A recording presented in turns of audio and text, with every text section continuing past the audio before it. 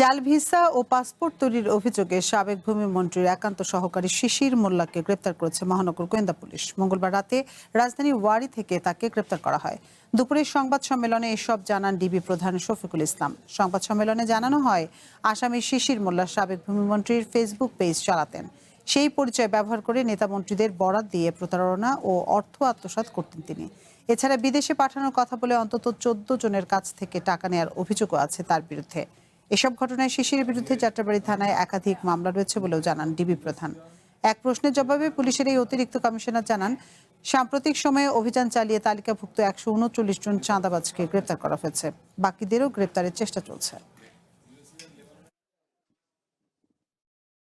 জাল ভিসা, জাল টিকিট এগুলো তৈরি করে মানুষকে দিত এবং প্রতারণা করত। এবং সে এত ধুরন্ধর, কেউ যদি তাকে কোনো কথা বলতো, সে এই আমলে এসেও কয়েকজনকে ঠিকানা দিয়ে বলছে যে হ্যাঁ, আপনাদের সঙ্গে আলাপ করব, অমুক মন্ত্রীর সঙ্গে কথা হয়েছে, অমুক এমপির সঙ্গে কথা হয়েছে, আপনারা সংসদ ভবনে আসেন। 14-15 জন লোকের কাছ থেকে এরকম বিভিন্নভাবে টাকা নিয়েছে।